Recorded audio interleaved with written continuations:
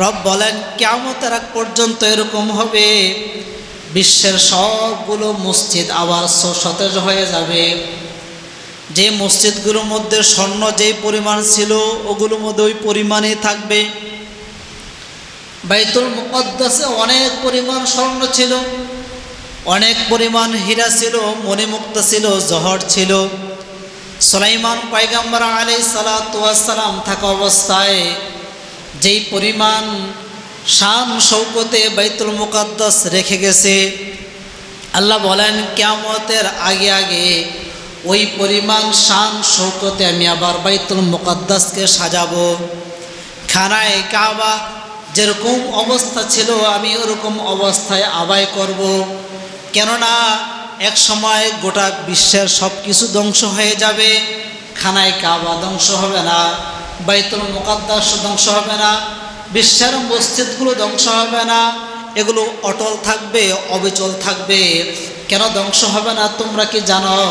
ধ্বংস না হওয়ার কারণ হলো, মানুষ যদি বলে হে আল্লাহ আমি ওই মসজিদে নামাজ পড়েছি, মানুষ বলবে খানায়ে কাবা এতবার আমি এসেছি, মানুষ বলবে বাইতুল মুকদ্দাসে আমি এতবার এসেছি, মানুষ বলবে বাইতুল মুকদ্দাসের জন্য আমার জান উৎসর্গ করে দিয়েছি, খানায়ে কাবার ভালোবাসায় আমার জান উৎসর্গ করে দিয়েছি, রাষ্ট্রীয় মসজিদ রক্ষা করার জন্য জান বিলিয়ে দিয়েছি, ইসলামের জন্য, ইসলামের পতাকার জন্য, ইসলামের শায়ের জন্য জান বিলিয়ে দিয়েছি। যখন মানুষ এই কথাগুলো হাসরের মাঠে বলবে, আল্লাহ বলবেন তুমি যেই মসজিদের জন্য, যেই খানায়ে কাবার জন্য, যেই বাইতুল মুকদ্দাসের জন্য জান দিয়েছ, আজকে তোমরা ওই খানায়ে কাবা ওই বাইতুল মুকদ্দাসে ঢুকে যাও, সোজা মসজিদ সহ আমি তোমাদেরকে জান্নাতের মধ্যে পৌঁছে দেব।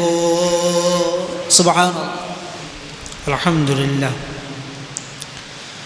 আল্লাহ সুবহানাহু ওয়া তাআলা দরবারে শুকরিয়া যে রব্বে করিম আমাদেরকে জুমার নামাজ আদায় করার উদ্দেশ্যে মসজিদে আসার তৌফিক দিয়েছেন। এজন্য দিল থেকে কালিমাতুশ শুকর আদায় করি, আলহামদুলিল্লাহ।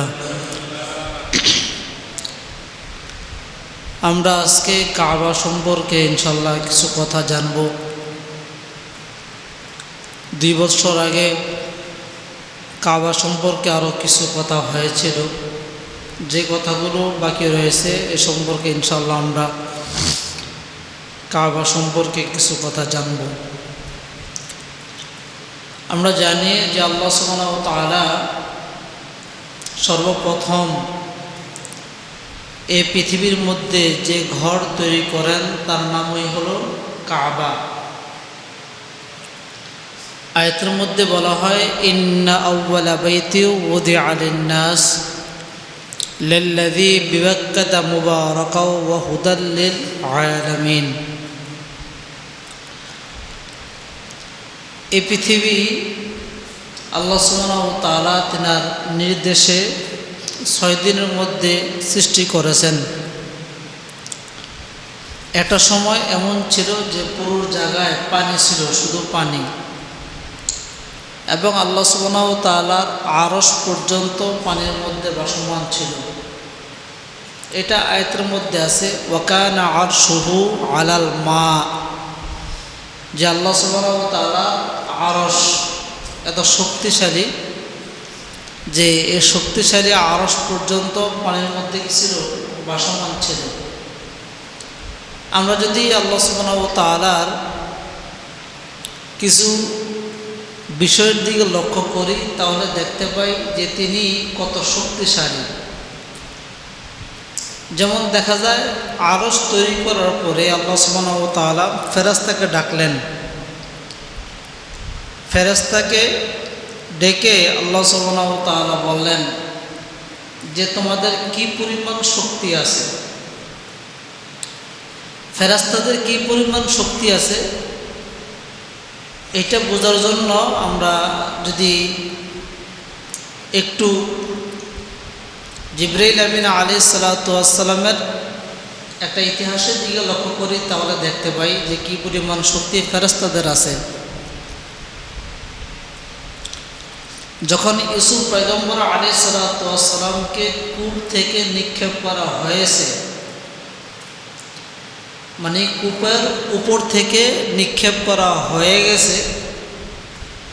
এই সময় আল্লাহ সুবহানাহু ওয়া তাআলা নির্দেশ করলেন জিবরাইল আমিন আলাইহিস সালাতু ওয়াস সালামকে যে তুমি যাও, আমার হাবিবকে পানিতে পড়ার আগে আগে তুমি তোমার হাতের মধ্যে নিয়ে নাও। জিবরাইল আমিন আলাইহিস সালাতু ওয়াস সালাম বলতেছে, আমি কোথায়, কূপ কোথায়, ইউসুফ পয়গম্বর কোথায়, কিভাবে যাব? তখন তিনি অনেক উপরে, এটা কিভাবে সম্ভব? তারপরও হাদিসের মধ্যে বলা হয় যখন জিবরাইল আলাইহিস সালাতু ওয়াস সালাম তিনার পাখা খুললেন, পাখা খুলে যখন নাকি একবার টান দিলেন, চোখের পলকে তিনি উপর থেকে একদম সোজা কূপের মধ্যে চলে আসলেন। আসার পরও দেখতেছেন যে এখনও ইউসুফ পয়গম্বর নিচের দিকে যাইতেছে। সুবহানাল্লাহ। তার মানে কি পরিমাণ শক্তি একটা ফেরেশতার! এই যে সব কিছু এখনও টিকে আছে, বিদ্যমান আছে, এগুলো এভাবেই না, এগুলো ফেরেশতাদের অধীনে আছে। যদি ইসরাফিল আলাইহিস সালাতু ওয়াস সালাম সিংহা ফু দিয়ে দেয়, এত বড় বড় দালান, অট্টালিকা, প্রাসাদ, ইমারত, বিল্ডিং, পাহাড় যা কিছু আছে সব কিছু তুলার ন্যায় উঠতে থাকবে। তুলা, রুই, রুই তুলা কি ভারী জিনিস? একবারে হালকা। এগুলোর ন্যায় এত বড় বড় ইমারত, বিল্ডিং উঠতে থাকবে। তার মানে কি পরিমাণ শক্তি তার ফুৎকারের মধ্যে! যখন মিকাইল আলাইহিস সালাতু ওয়াস সালাম যদি একটু কাজ করে, মুহূর্তের মধ্যে সব কিছু ধ্বংস হয়ে যাবে।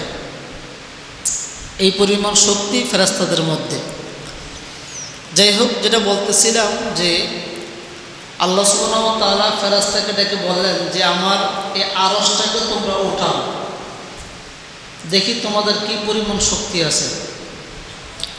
যত ফেরেশতা ছিল সকল ফেরেশতা একত্রিত হয়ে আল্লাহর আরশকে উঠানোর চেষ্টা করছে। আল্লাহর আরশকে উঠানোর চেষ্টা করছে, কিন্তু আরশ কিঞ্চিত পরিমাণ নাড়াইতে পারে না। সুবহানাল্লাহ। তার মানে কি পরিমাণ ভারী আল্লাহ সুবহানাহু ওয়া তাআলার আরশ! এই আরশ কোথায় ছিল? পানির উপরে। আল্লাহ বলেন ওয়াকানা আরশুহু আলাল মা, পানির উপরে এই আরশটা ছিল। তো যেটা বলতেছিলাম যে এই পৃথিবীতে সব জায়গায় পানি ছিল, পানির উপরে ঢেউ, ঢেউয়ের মধ্যে ফেনা, ফেনা থেকে মাটি, মাটি থেকে আস্তে আস্তে চর। এই যে এখন যে আমরা কাবা দেখতেছি, এই কাবাটা একটা চর, মূলত একটা কি, এটা চর। মূলত কাবা অর্থই হলো একটা টিলা। কাবার অর্থ কি? একটা টিলা, একটা চর। এজন্য কোরআন শরীফের মধ্যে আপনি আয়াতের মধ্যে দেখবেন আল্লাহ বলেন ফাকসিলু উজুহাকুম ওয়া আইদিয়াকুম ইলাল কাবাইন, যে ফাকসিলু তুমি ধৌত করো, উজুহাকুম তোমার চেহারা, ওয়া আইদিয়াকুম এবং তুমি ধৌত করো তোমার হাত, উভয় হাত, ওয়া আইদিয়াকুম ইলাল কাবাইন, অতঃপর তুমি কি করো? পায়ের গোড়ালি সহ, কাবাইন সহ তুমি ধৌত করো। এখন কাবাইন বলতে কি বোঝানো হয়েছে?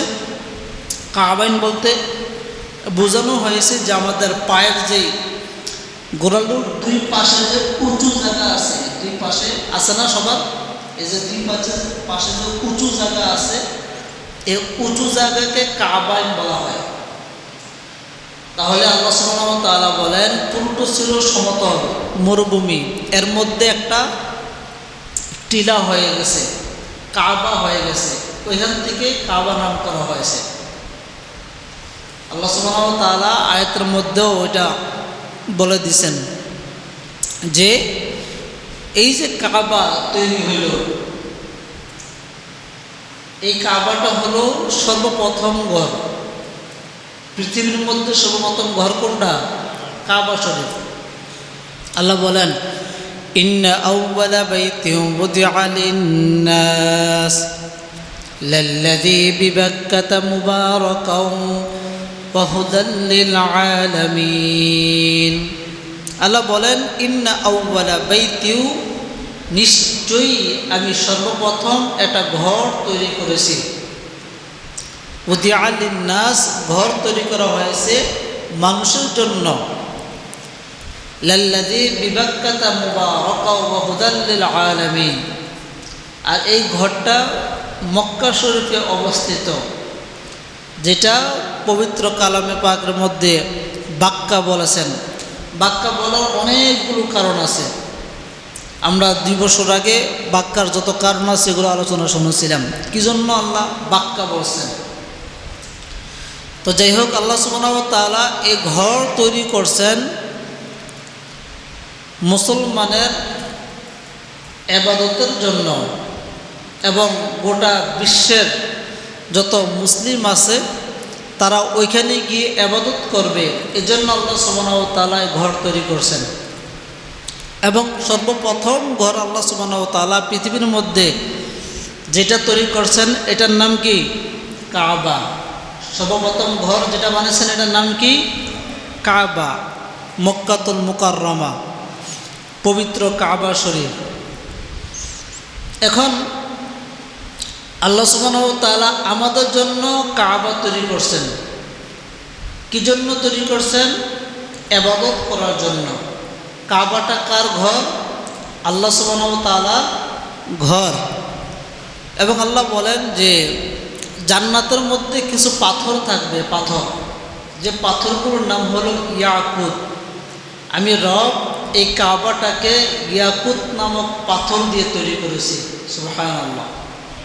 তার মানে কেউ যদি কাবা শরীফ দেখে তাহলে সে জান্নাতের কিছু অংশ দেখলো, এটা যেন মনে করে। কেননা জান্নাতের মধ্যে যেই পাথরগুলো আছে ইয়াকুত পাথর, ইয়াকুত পাথর অনেক দামি পাথর। আপনি যদি এরকম এই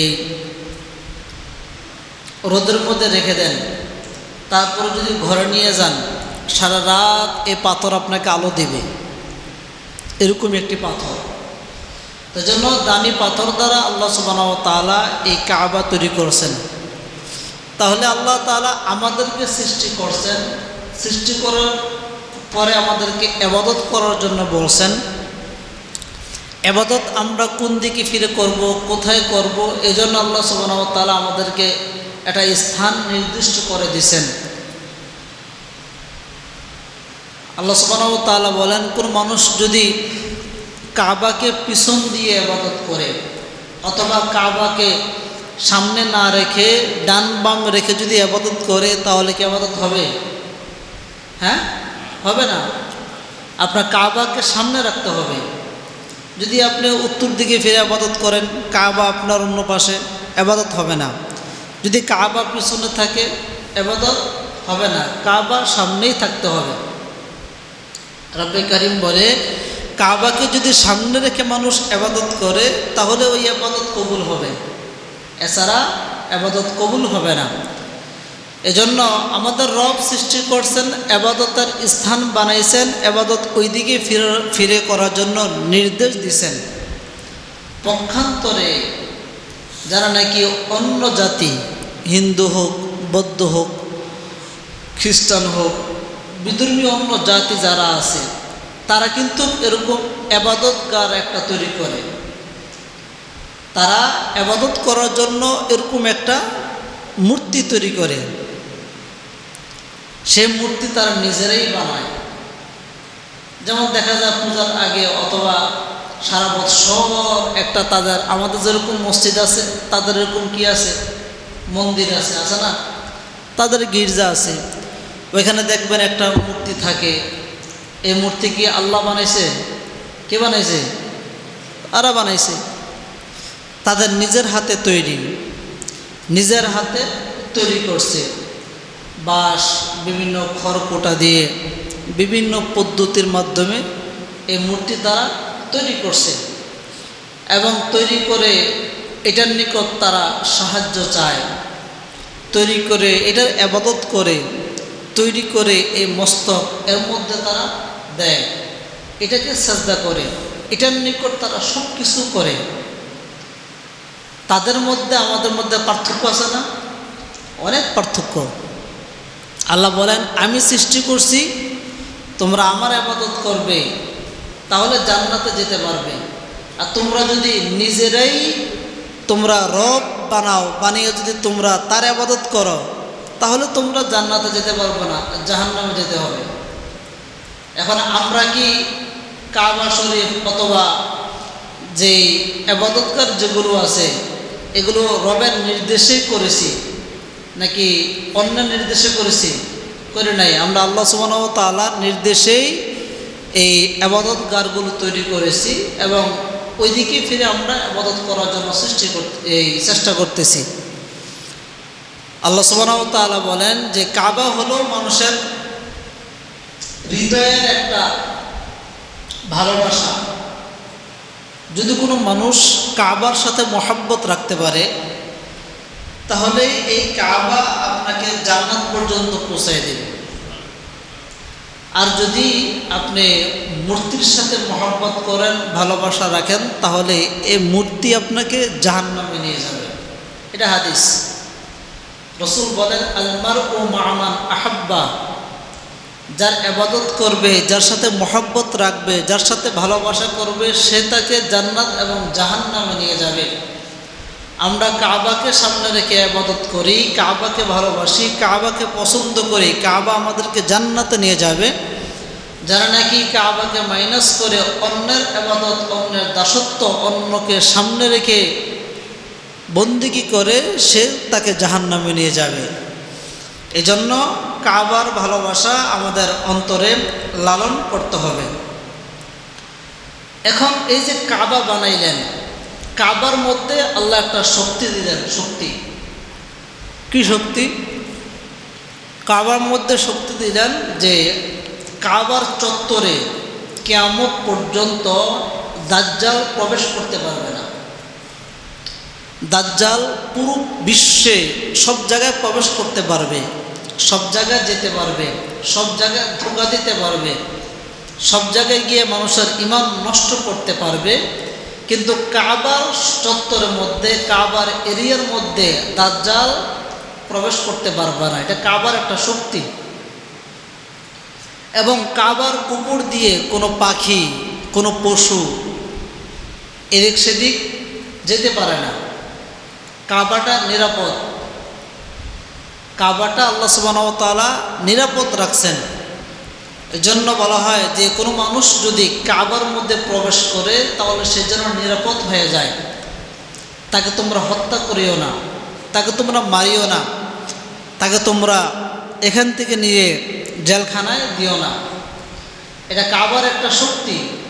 এজন্য বলছেন যে কিয়ামত পর্যন্ত কাবার উপর দিয়ে কোনো পশু পাখি প্রবেশ করবে না। এটা কাবার কি শক্তি। যদি বিশ্বের সকল মানুষ একত্রিত হয়ে কোটি কোটি টাকা খরচ করে যদি একটা মূর্তির ঘর বানায়, আর যদি বলে হ্যাঁ কোনো পশু পাখি এই ঘর দিয়ে প্রবেশ করতে পারবে না, এটা কি সম্ভব? হ্যাঁ, এটা সম্ভব না। আপনি যতই শক্তিশালী হোক না কেন, এটার উপর দিয়ে পশু পাখি যাবে। বরং এমনও হবে যে পশু পাখি এটার উপরে বসে পায়খানা করবে, প্রস্রাব করবে। আমি দেখছি ঢাকা থাকতে এই একজন ক্ষমতাসীন লোক, একজন নাম বললে চিনবেন, ক্ষমতাসীন লোক, যে তিনার বাবার কবর এরকমভাবে তিনি সাজাইতেন, যদি এখানে কেউ বসত, এখানে কেউ যদি একটু উল্টাপাল্টা করতো, তাহলে তাকে আঘাত করত, মারত, তার সাথে খারাপ ব্যবহার করত। সমাজের মানুষগুলো তাকে খুব খারাপ বলে জানে, খারাপ বলে চিনে। দেশের, আমাদের রাষ্ট্রের পরিচিত ব্যক্তি, কেউ তাকে দেখতে পারে না, কিন্তু তার বাবার কবরটাকে খুব ভালোভাবে রাখার চেষ্টা করছে। কিন্তু কবরের পাশে একটা বড় গাছ আছে, গাছ। এই গাছের মধ্যে পশু পাখি বসে, প্রতিদিন এখানে পায়খানা করে, প্রতিদিন। ওই লোক প্রতিদিন পায়খানা পরিষ্কার করার জন্য একজন লোক নিয়োগ দিছে, যে তার কাজ হলো প্রতিদিন সকালবেলা কি করবে, পরিষ্কার করবে। টাইলস করছে, কবরকে টাইলস করছে, প্রতিদিন সকালবেলা এটাকে পরিষ্কার করবে, এটাই তার কাজ। তো সে যত ক্ষমতাসীন হয়েছে না কেন, বা যতই ক্ষমতা দেখাক না কেন, কিন্তু দেখা যায় পশু পাখি এর মধ্যে কি করে, পায়খানা করে। এটা আল্লাহ সুবহানাহু ওয়া তাআলা করায়। তার মানে বুঝাইতে চায় যে তুমি যতই ক্ষমতাবান হও না কেন, আমার কাছে কিছু না। এজন্য বিশ্বের সকল মানুষ মিলে যদি একটা মন্দির বানায়, মূর্তি বানায়, গির্জা বানায়, যদি অর্ডার করে, হে পশু পাখি তোমরা এর উপর দিয়ে কেউ প্রবেশ করতে পারবা না, এটা সম্ভব না। পশু পাখি এর উপর দিয়ে যাবে। রব বলেন, আমি কাবাকে পবিত্র রাখার জন্য আমি নির্দেশ দিয়েছি পশু পাখিকে, কিয়ামত পর্যন্ত তোমরা কেউ এই কাবার উপর দিয়ে প্রবেশ করতে পারবে না, কাবার বাইরে তোমরা প্রবেশ করবে। এটা হলো কাবার একটা ক্ষমতা। এই জন্য আল্লাহ সুবহানাহু ওয়া তাআলা বলেন যে বিশ্বের যত জায়গায় আগে রহমত বরকত নাজিল হয়, যত জায়গায় গোটা বিশ্বের সর্বপ্রথম বরকত নাজিল হয়, রহমত নাজিল হয় খানায় কাবা সর্বপ্রথম।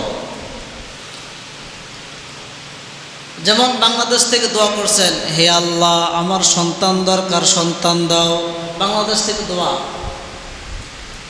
টাকা পয়সা নাই, রবু টাকা পয়সা দাও। আমি একটা বাড়ি করব, টাকা পয়সা দাও। আমার মেয়ের বিবাহ প্রয়োজন, ভালো একটা ছেলের ব্যবস্থা করে দাও। আমরা বাংলাদেশ থেকে দোয়া করছি, ডাইরেক্ট কি দোয়া কবুল হবে? না। আল্লাহ বলেন, সর্বপ্রথম আমি তোমার এই দোয়াটাকে রহমত স্বরূপ বানাইয়া সর্বপ্রথম খানায় কাবার মধ্যে রাখি। খানায় কাবার মধ্যে ওই দোয়া থাকে, এরপরে খানায় কাবা থেকে তোমার রাষ্ট্রের, তোমার দেশের জাতীয় মসজিদের মধ্যে দোয়াটা ট্রান্সফার হয়। তোমার দেশের জাতীয় মসজিদের মধ্যে রহমত যায়, বরকত যায়। ওই জাতীয় মসজিদ থেকে তোমার যে এলাকায় মসজিদ আছে, ওই এলাকার মসজিদ মধ্যে বরকত রহমত যায়। কোনো মানুষ যদি মসজিদের মধ্যে নামাজ পড়ে, তার সাথে রহমত বরকত তার সাথে ঘরে ঘরে চলে যায়।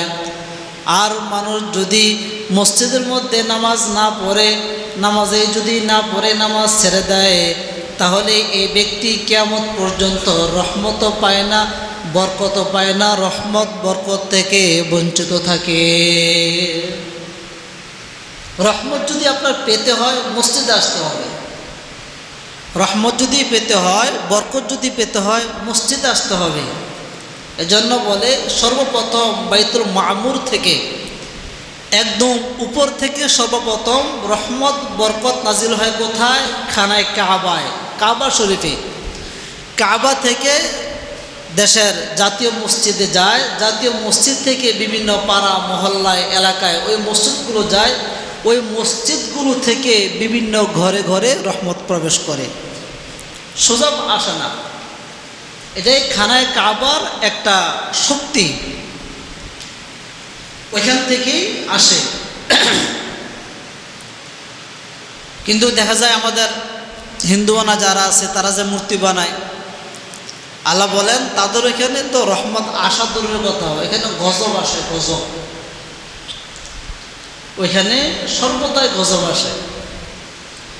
খানায় কাবার আরেকটা পাওয়ার হলো যে কোনো মানুষ যদি এক রাকাত নামাজ খানায় কাবার মধ্যে পড়ে, এক রাকাত, হাদিসের মধ্যে আছে 1,00,000 রাকাত নামাজ পড়লে যে সওয়াব, খানায় কাবার মধ্যে 1 রাকাত নামাজ পড়লে ওই পরিমাণ সওয়াব। সুবহানাল্লাহ। 1,00,000 রাকাত নামাজ আমরা কত ওয়াক্ত পড়ছি, কত বেলায় পড়ছি, কত দিনে পড়ছি, কত বছরে পড়ছি।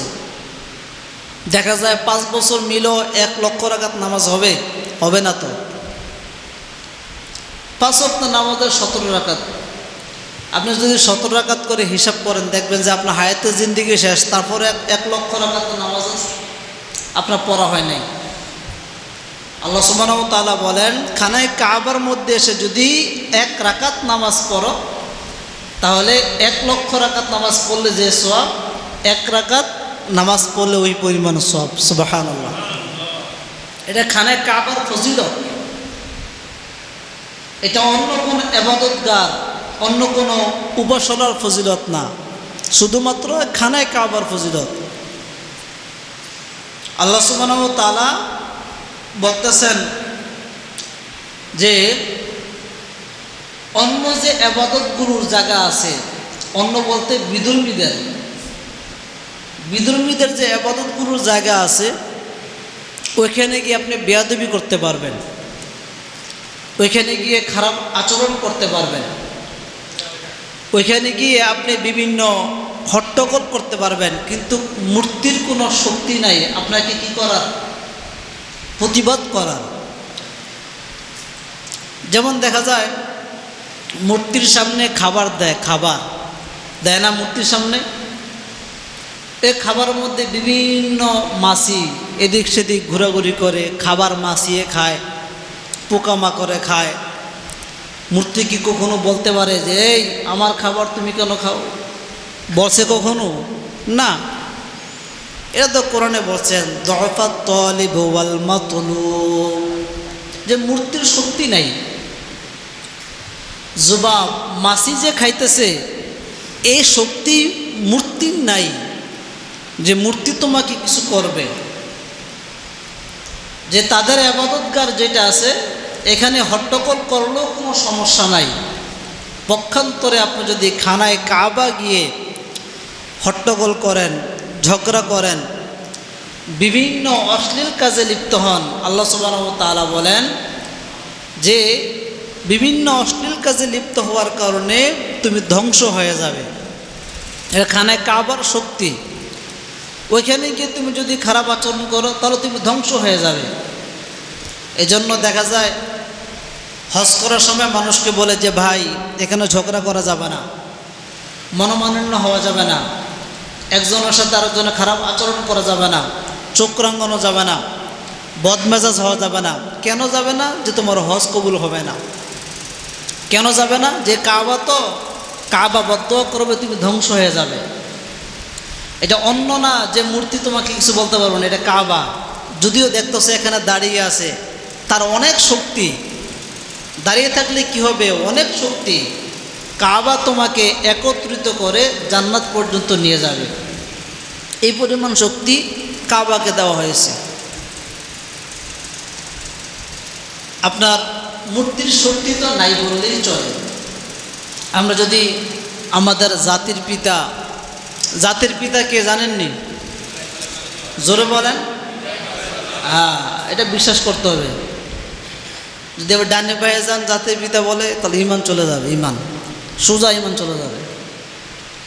যাই হোক, ইব্রাহিম আলাইহিস সালাতু ওয়াস সালামকে তিনার বাবা আজর বলতেছে যে আমি তো প্রতিদিন খাবার দেই, তুমি আজকে গিয়ে তাদেরকে খাবার দাও। কাকে? মূর্তিকে। তিনি প্রতিদিন গিয়ে তাদেরকে খাবার দিত। এখন আজকে গিয়ে খাবার দেওয়ার জন্য বলতেছেন, সে খাবার নিয়ে গেছে, খাবার নিয়ে মূর্তির সামনে দিছে, দাবে দাবে খাবার দিছে। দেওয়ার পরে মূর্তিকে বলতেছে যে খাও। বড় মূর্তির সামনে গেছে, গিয়ে বলতেছে যে তারা কি জন্য খাবার খায় না, তাদেরকে খাবার খাইতে বলো। খাবার খায় না। আর একটু রেগে বলতেছেন ধমকের সুরে যে তাদেরকে খাবার খাইতে বলো, আমি কিন্তু লাঠি আনতেছি, কি জন্য খাবার খায় না। এক সময় গিয়ে আবার রেগে গেলেন। ইব্রাহিম আলাইহিস সালাতু ওয়াস সালাম মূর্তিকে বলে যে আমার বাবাকে বোকা পাইছো তো, সরল সোজা, কিছু বোঝো না, এজন্য প্রতিদিন খাবার দেয়, তোমরা খাবার খাও না, নষ্ট করো। আমি কিন্তু এত বোকা শোকা না, খাবার আজকে খেতেই হবে তোমাদের।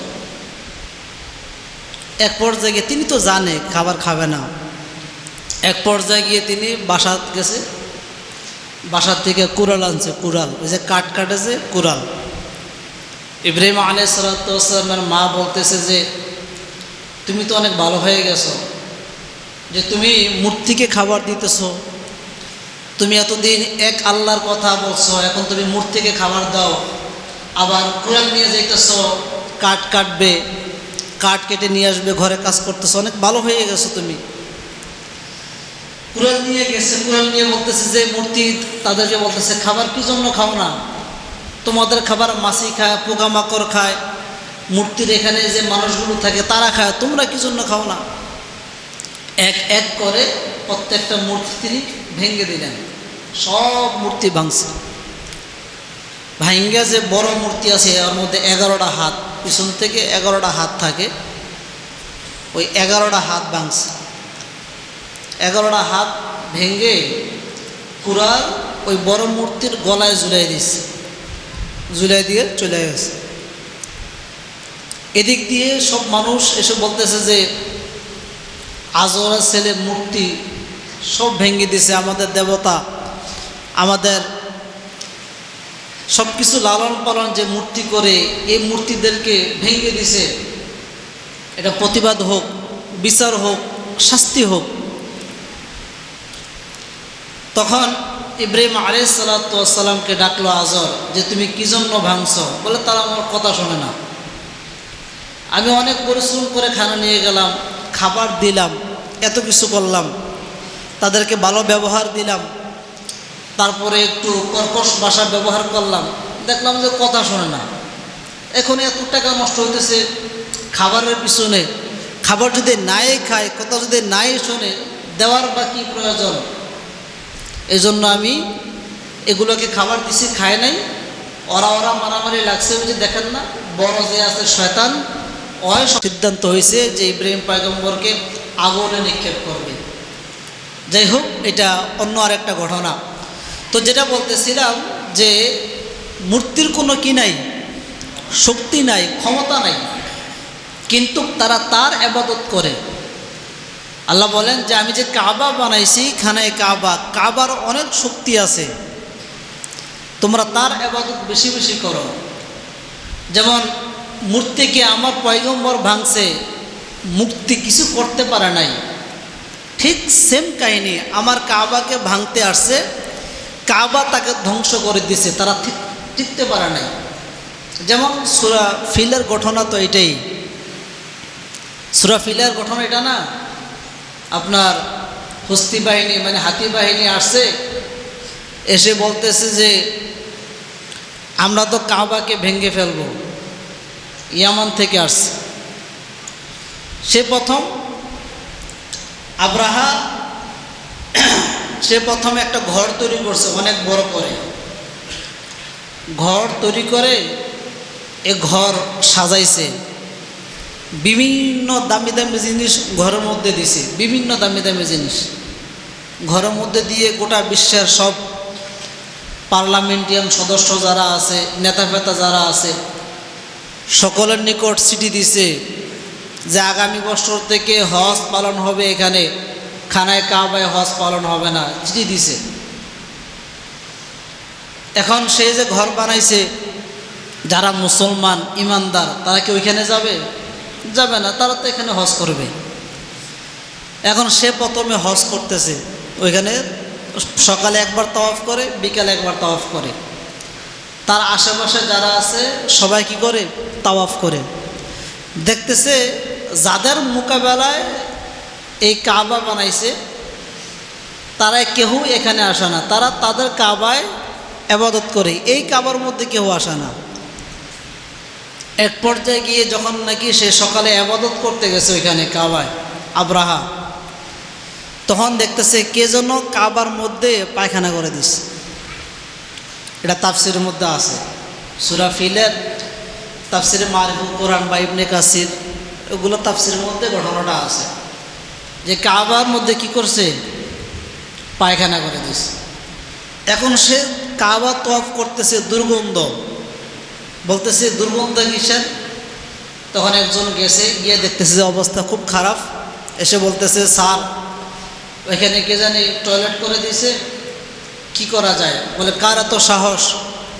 হ্যাঁ, টয়লেট করলে ওই যে আরেক কাবা আছে, ওই কাবার লোকেরা কি করছে? টয়লেট করছে। ওই কাবা আমরা এখন ধ্বংস করে দেব। মানে পা পাড়া দিয়ে ঝগড়ার মতো নারী, বোঝেন নাই? এখন সে কাবা কি করবে? ধ্বংস করবে। কাবা ধ্বংস করার জন্য হাতি নিছে, অনেক হাতি, ওট নিছে, অনেক সৈন্য সেনাদল নিছে, কাবাকে ধ্বংস করে দিবে, নির্মূলে ধ্বংস করে দিবে। যখন আস্তে আস্তে আসতেছে, আসার পরে ঢুকতেই দেখে আব্দুল মুত্তালিবের 200 উট। এখন তারা আসছে অনেক দূর থেকে সফর করে, খাবার আনছে, খাবার শেষ হয়ে গেছে, বলছে যে উট জবাই করো, জবাই করে খাবার শুরু করো। মানে আরেক জুলুম। আরে সে অনেক জুলুম বাদশা ছিল আবরাহা। বলে উট জবাই করে খাবার শুরু করছে। এদিক দিয়ে আব্দুল মুত্তালিবের 200 উট যিনি নাকি এই তত্ত্বাবধান করত, সে দৌড়ে এসে বলল যে আবরাহা আসছে, এসে তো আপনার উট খানা শুরু করছে, আরও বিভিন্ন মানুষের বকরি, ছাগল, ভেড়া এগুলো খাবার শুরু করছে। কী জন্য আসতেছে? বলছে সে নাকি খানায় কাবা ভাঙবে, এই জন্য আসতেছে। এখন বলতেছে আমরা হইলাম নিচু লোক, আমরা তো তাদের সাথে পারবো না শক্তিতে, যাই হোক আসতে দেওয়া, আসুক। এখন আসার পরে যখন নাকি আব্দুল মুত্তালিব সামনে দাঁড়িয়ে আছে, আবরাহা বলতেছে যে আমি খানায় কাবা ভাঙবো, তোমার কোনো কিছু বলার আছে? তুমি তো খানায় কাবার মোতোয়াল্লি, কিছু বলার আছে? তখন সে বলতেছে না, আমার এই ব্যাপারে কোনো কিছু বলার নাই, কারণ সে বললেও তো তার জান থাকবে না, চলে যাবে। বলে যে একটা বলার আছে, যে আপনি যে আমার ওটগুলো খাইছেন, ওই ওটগুলো দিয়ে দেন, ওট দিয়ে আপনি যা ইচ্ছা তা করেন। খানায় কাবার মালিক একজন আছে, তার সাথে আপনি বুঝবেন, আমার সাথে কোনো বোঝা পরামর্শ নাই। বাকি আমার সাথে বোঝা হলো আপনি যে ওট নিছেন, এই ওট আমাকে কি করেন? দিয়ে দেন। বলল ঠিক আছে, ওট আমি এই এলাকায় গিয়ে তোমার ওট দেব। এখন তোমার খানায় কাবা ভাঙব। কি ভাঙবে? খানা কাবা ভাঙবে, কাবা শরীফ। আল্লাহ আয়াত নাজিল করছেন, আলাম তারা কাইফা ফাআলা রাব্বুকা বিআসহাবিল ফিল, আয়াত নাজিল করে দিয়েছেন যে আপনি কি দেখেন নাই যে আমি তাদের সাথে কি আচরণ করছি, কি ধরনের আচরণ তাদের সাথে আমি করছি, আপনি কি এগুলো দেখেন নাই? আলাম ইয়াজআল কাইদাহুম ফি তাদলিল। আবরাহা অনেক শক্তি নিয়ে সামনে অগ্রসর হয়, আর চিন্তা করে মুহূর্তের মধ্যেই খানায় কাবাকে ভেঙে দিবে। আবরাহা বলতেছে এটা নাকি পৃথিবীর সর্বপ্রথম ঘর আজকে ভেঙে দেব, শেষ করে দেব। এই ঘর নাকি বিভিন্ন নবী, বিভিন্ন মানুষ আবার তৈরি করছে, এটা আজকে শেষ করে দেব। খানায় কাবা এটা আকাশে উঠিয়ে নিয়েছিল, আবার আনছে, আর আনতে পারবে না, এটাকে শেষ করে দিব। বলে আলাম ইয়াজআল কাইদাহুম ফি তাদলিল, বিভিন্ন ষড়যন্ত্র করতেছে। আল্লাহ সুবহানাহু ওয়া তাআলা বলেন যত ষড়যন্ত্র করো, ফি তাদলিল, সব ষড়যন্ত্র তোমার ধ্বংস হয়ে যাবে, থাকতে পারবে না। আল্লাহ বলেন ওয়া আরসালা আলাইহিম তায়রান আবাবিল, আল্লাহ সুবহানাহু ওয়া তাআলা আকাশ থেকে ঝাঁকে ঝাঁকে পাখি পাঠাইলেন। ওয়া আরসালা, প্রেরণ করলেন ঝাঁকে ঝাঁকে পাখি। আল্লাহ সুবহানাহু ওয়া তাআলা বলেন তারমিহিম বিহিজারাতিম মিন সিজিল, এমন পাখি আল্লাহ সুবহানাহু ওয়া তাআলা পাঠাইলেন, ওই পাখির মুখের মধ্যে একটা পাথর, দুই পায়ের মধ্যে দুটি পাথর, তিনটি পাথর দিয়ে আল্লাহ সুবহানাহু ওয়া তাআলা পৃথিবীতে প্রেরণ করলেন। অনেক পাখি। পাখির নাম কি জানেন? জোরে বলেন, কে কে জানেন পাখির নাম? আবাবিল।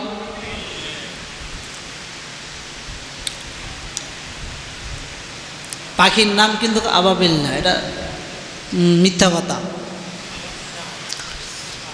ওয়া আরসালা আলাইহিম তায়রান আবাবিল, আবাবিল শব্দের অর্থ হলো ঝাঁকে ঝাঁকে, দলে দলে দলবদ্ধভাবে আসা, ঝাঁকে ঝাঁকে আসা, একত্রিত হয়ে আসা। ইবলুন থেকে আবাবিল। আর পাখি হলো তৈরন। তৈরুন শব্দের অর্থ কি? পাখি। তাহলে ওয়া আরসালা আলাইহিম তৈরন আবাবিল, ঝাঁকে ঝাঁকে কি আসলো? পাখি আসলো। অর্থ এটা দেখবেন অনেক কোরআন শরীফে দেখবেন অনুবাদ যে আবাবিল পাখি আসছে, অনেক কোরআন শরীফে। এই জন্য সব কোরআন শরীফ পড়তে নাই, সব অনুবাদ পড়তে নাই। অনেক অর্থের মধ্যে, তর্জমার মধ্যে ভুল আছে, অনেক। সূরা ইখলাসের তর্জমার মধ্যে অনেক ভুল। আমি অনেক কোরআন শরীফ দেখছি, তর্জমার মধ্যে অনেক ভুল আছে। তো জন্য যেটা বলতেছিলাম যে আল্লাহ সুবহানাহু ওয়া তাআলা ঝাঁকে ঝাঁকে কী করলেন? পাখি পাঠাইলেন। এবং 3টা পাথর, পাথরের পরিমাণ কি? এই মুসুরির ডাল যেরকম, অথবা মাসের ডাল যেরকম, যে পরিমাণ, এই পরিমাণ পাথরের। এটা কি অনেক বড় পাথর? যদি 1000 মুসুরির ডাল যদি আপনার উপর পড়ে কিছু হবে? কিছু হবে না। 1000 কেন, 1,00,000 মুসুরির ডাল যদি আপনার উপরে পড়ে কিছু হবে? কিছু হবে না। আল্লাহ বলেন কাবার শক্তি দেখো। তারমিহিম বিহিজারাতিম মিন সিজ্জিল, তার মুখের মধ্যে একটা পাথর ছিল, 2 পায়ের মধ্যে 2টা পাথর ছিল। যখন নাকি পাথর নিক্ষেপ করলো, অবস্থাটা এমন হলো যে মানুষের উপর দিয়ে প্রবেশ করে নিচের দিয়ে নারী বুড়ি নিয়ে বাইর হয়। হাতিগুলোর সামনে ছিল, হাতিগুলোর অবস্থা এমন ছিল, আল্লাহ বলেন ফাজআলাহুম কাআসফিম মাকুল, যেরকমভাবে গরু এবং বিভিন্ন বকরি, ভেড়া যেরকমভাবে খাবার চিবিয়ে খাওয়ার পরে খাবার মুখ থেকে যখন নাকি বাইর হয়, বাইর হওয়ার পরে যেরকম কালার থাকে, ঘাসের কালার, বিভিন্ন খাদ্যের কালার যেরকম থাকে, আল্লাহ সুবহানাহু ওয়া তাআলা বলেন কাআসফিম মাকুল, এরকম কালারে পরিণত করে দিয়েছেন পুরা মক্কা নগরী। যত হাজার মানুষ এখানে এসেছিল, যত হাজার ওট, যত হাজার হাতি এখানে এসেছিল, প্রত্যেক হাতি মানুষের ওটের মুখ দিয়ে, মাথা দিয়ে পাথর প্রবেশ করত, পায়খানার রাস্তা দিয়ে নারী বুড়ি নিয়ে একত্রিত হয়ে বাইর করে দিত। এটা আল্লাহর নীলা খেলা। আল্লাহ বলেন যে তুমি আমার কাবাকে ধ্বংস করে দিবে? অসম্ভব। আরে যুগ যুগ ধরে চেয়েছিল কাবাকে ধ্বংস করতে, পারে নাই। শুধু কাবা না, এই যে বাইতুল মুকাদ্দাস এখন প্রায় অনেক আঘাত করছে, অনেক কিছু করছে, কিছু হবে? কিছুই হবে না। রব বলেন কিয়ামতের আগ পর্যন্ত এরকম হবে, বিশ্বের সবগুলো মসজিদ আবার সতেজ হয়ে যাবে। যে মসজিদগুলোর মধ্যে স্বর্ণ যেই পরিমাণ ছিল, ওগুলোর মধ্যে ওই পরিমাণেই থাকবে। বাইতুল মুকাদ্দাসে অনেক পরিমাণ স্বর্ণ ছিল, অনেক পরিমাণ হীরা ছিল, মণিমুক্তা ছিল, জহর ছিল। সুলাইমান পয়গম্বর আলাইহিস সালাতু ওয়াস সালাম থাকা অবস্থায় যেই পরিমাণ শান শৌকতে বাইতুল মুকাদ্দাস রেখে গেছে, আল্লাহ বলেন কিয়ামতের আগে আগে ওই পরিমাণ শান শৌকতে আমি আবার বাইতুল মুকাদ্দাসকে সাজাবো। খানায়ে কাবা যেরকম অবস্থা ছিল আমি ওরকম অবস্থায় আবাই করব। কেননা এক সময় গোটা বিশ্বের সব কিছু ধ্বংস হয়ে যাবে, খানায়ে কাবা ধ্বংস হবে না, বাইতুল মুকাদ্দাস ধ্বংস হবে না, বিশ্বের মসজিদগুলো ধ্বংস হবে না, এগুলো অটল থাকবে, অবিচল থাকবে। কেন ধ্বংস হবে না তোমরা কি জানো? ধ্বংস না হওয়ার কারণ হলো, মানুষ যদি বলে হে আল্লাহ আমি ওই মসজিদে নামাজ পড়েছি, মানুষ বলবে খানায়ে কাবা এতবার আমি এসেছি, মানুষ বলবে বাইতুল মুকাদ্দাস আমি এতবার এসেছি, মানুষ বলবে বাইতুল মুকাদ্দাসের জন্য আমার জান উৎসর্গ করে দিয়েছি, খানায়ে কাবার ভালোবাসায় আমার জান উৎসর্গ করে দিয়েছি, রাষ্ট্রীয় মসজিদ রক্ষা করার জন্য জান বিলিয়ে দিয়েছি, ইসলামের জন্য, ইসলামের পতাকার জন্য, ইসলামের শায়ের জন্য জান বিলিয়ে দিয়েছি। যখন মানুষ এই কথাগুলো হাসরের মাঠে বলবে, আল্লাহ বলবেন, তুমি যেই মসজিদের জন্য, যেই খানায় কাবার জন্য, যেই বাইতুল মুকাদ্দাসের জন্য জান দিয়েছ, আজকে তোমরা ওই খানায় কাবা, ওই বাইতুল মুকাদ্দাসে ঢুকে যাও, সোজা মসজিদ সহ আমি তোমাদেরকে জান্নাতের মধ্যে পৌঁছে দেব। সুবহানাল্লাহ। এই জন্য খানায় কাবা কখনো ধ্বংস হবে না। ধ্বংস হবে কি? বিজাতিদের যত এবাদতগার যেটা আছে, খ্রিস্টানদের মন্দির গির্জা যা আছে ওগুলো ধ্বংস হবে। আমাদের যে খানায় কাবা আছে এগুলো কখনো ধ্বংস হবে না। যদিও মানুষ ধ্বংস করার জন্য অনেকবার চেয়েছিল, পারে নাই, কিয়ামত পর্যন্ত পারবে না। আল্লাহ সুবহানাহু ওয়া তাআলা আমাদের সকলকে কাবার ভালোবাসা, কাবার প্রেম অন্তরে লালন করার তৌফিক দান করুন। সকলে বলে আমিন।